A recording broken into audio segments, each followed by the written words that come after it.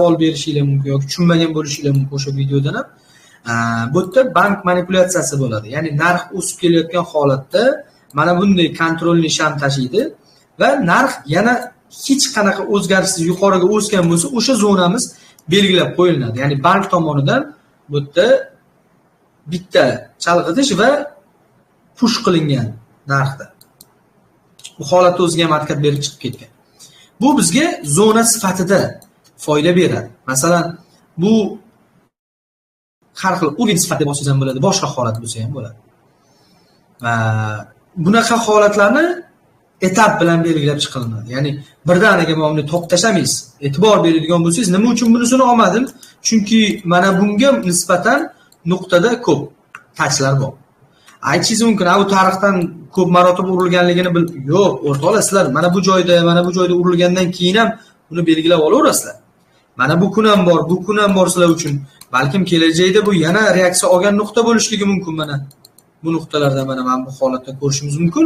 Kunlik time frame'da bunday tushib ketishlik kichkina pips emas. Xo'p, mana shunday zonalarni belgilab chiqishimizga to'g'ri keladi. Masalan, mana bu joyda ham ko'rishimiz mumkin narximizni holatini. Ya'ni bu bizga mana bu kun uchun yordamga tekkan bo'lishi mumkin. Ya'ni belgilab qo'ysak albatta. Bunaqa holatlardan buy versiyalarini ham topishimiz mumkin. Ya'ni buy versiyasini holatlarini ham sizlarga ko'rsatib beraman. Ya'ni bu tushib kelayotgan bozordagi mana bu holatni ham olishimiz mumkin mana. Faqat tana qismini o'zini olinadi. Endi bu holat bizga sal noto'g'riroq, bu holatni olmaganimiz ma'qul. Va shu etapda narxdan tanlab chiqilinadi zonalar. Yuqoridan, pastdan borini belgilaysiz, bo'lmasam yo'q. Belgilab chiqishlik natijasida masalan mana bu holatimizni ham olsak bo'ladi. Belgilab chiqishimiz natijasida biz 3-4 ta zona belgilaganimizdan keyin, 3-4 ta zona belgilaganimizdan keyin 4 soatlik time frame ga o'tilinadi. O'zimizning holatda hozirgi real bozor holatimizda 4 soatlik time frame da mana shunday zonalarni aniqlab ko'rsatib beraman sizlarga. Mana bu zonada bizda bor. Va u o'zini juda ham kuchli oqlagan, ko'rishimiz mumkin. Bir necha marotaba sellga, bir necha marotaba buzib o'tgandan so'ng buyga holatlari berilgan.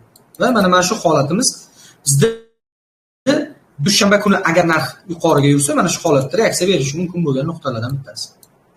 Ko'p nuqta topib tashlamayman. Ya'ni ko'zga tashlanadigan deganda bankni manipulyatsiyasi bo'lganligi bilinib turibdi. Ya'ni tushgan narx dalcha o'sgan bo'ldi. Order block deb olsak ham bo'ladi, breaker block deb olsak ham bo'ladi. Mana shu holatni mazmunini u inson ko'zda tutgan edi bu holatda. Xo'p, bizda yana holatlar bo'yicha. Endi bizga buy versiyasi kerak emas, pastroqda yo'q unaqa zona. Shuning uchun mana bu yerda sell versiyamiz bor. Buy holati ancha-muncha tushib ketdi o'sha narximiz. Mana bu joyda ham bor ekan. Buy uchun ko'rishimiz mumkin. Mana buy uchun versiyada juda kuchli reaksiya bergan. Endi bu noto'g'ri holat, chunki narx bundan keyin tushib ketishi kerak edi. Tushib ketmagan, soya qoldirgan. Zona sifatida belgilab qo'ydim.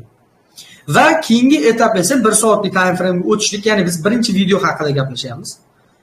1 soatlik time frame ga o'tishlik va bozordagi mana shu joyda narxni setupi. Ya'ni narx mana shu joyda baribir burilishga tayyorlanishligi kerak. Va ko'p holatlarda entrylar few candle'dan bo'ladi. Ya'ni few candle'larni hosil bo'lishligidan olinadi. Misol uchun mana 15 ila 30 minutlikdami yoki 1 soatlikdami? 5 minutlikdan olsak bo'ladi. Xo'p. Mana bu zona bizda o'sha boyagi zonalardan bittasida Mr. Casinoni uslubida belgilanishlik. Mana bu yashil sham tanalari bilan olinadi. Bu zonani ko'rishingiz mumkin bir marta nima deydi? Hurmatli qilgan. Fomos chiqqan, yana kuchli tushishlik va o'sha joy yorib o'tilingandan so'ng shu zona buyga aylanadi. Buyga aylangandan so'ng bizda bitta few candle kutishimiz kerak. Narximizda ko'rishimiz mumkin mana bu joyda likvidatsiya olyapti, ya'ni narx likvidlarni olgan va mana bu 50% Bizda view candle'ni bilasizlar, buyga aloqador zona mana bu joy. Va shu zonadan reaksiya olyapti. Bu yoqda bizda sign entry'miz ham bor edi. Aynan o'zimiz shu zonadan buy kirganmiz. Haligacha turibdi bitta lotimiz. Buni hali guruhga ham tashlab ko'rsaman. Aynan mana bu shamni yopilishligidan mana shu joydan buy va stop lossimiz esa mana bu yerda bo'lardi. Endi bu holat bizni avtorskiy strategiyamiz o'sha Mr. Casinoni masalan narsasiga qo'shib ishlatsak bo'ladi. Ko'rishimiz mumkin. Общий hisobda olsak, masalan, endi bu noto'g'ri bo'ladi agar общий hisobda olsak, 1.35 yurgan 20 pips stop lossga nisbatan 700 pipsdek profit bo'lyapti. Bu endi SignFX ni avtorskiy strategiyasi.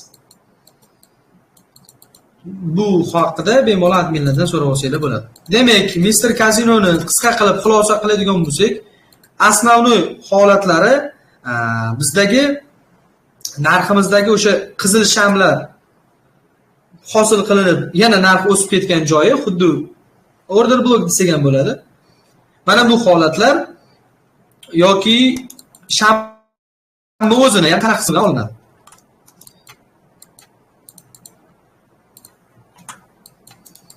Shu ko'rsatib o'tgan mana bu holatimiz sell uchun, buy uchun to'g'risi bu yoqda yaqin orada topmadim. Mana masalan men buni ham buy uchun olsak bo'ladi. Mana shunday harakatlarni kattaroq holatlari bo'lsa albatta belgilab chiqilinadi va ularda qanaqangi ishlash kerak, ularda qanaqa holatlarni qilish kerak. Ularni keyingi darslarda ko'rsataman. Ya'ni biz hozir nimani o'rgandik? Aynan zonalarni aniqlab chiqishni, eng reaksiya bergan nuqtalarni Mr. Casino tilida belgilab chiqishlikni oldik. Hammasini belgilab tashlamaysizlar. Eng keraklilari, bozordagi reaksiya olgan nuqtalar hammasi mana masalan mana bu sell uchun degan holat yo'q. Ya'ni mana bu qizil sham sell uchun degan holat yo'q. Bu bizga zona sifatida qoldiriladi bu. Mana shunday qilib 3-4 ta zonalarni xuddi shu Mr. Casino ko'rsatib tushirgandek belgilab chiqasizlar va ularda qanaqa ishlashligini keyingi darslarda albatta ko'rsatib beraman. Sizlar bilan SignFX bo'ldi. Hammaga rahmat, charchamaying.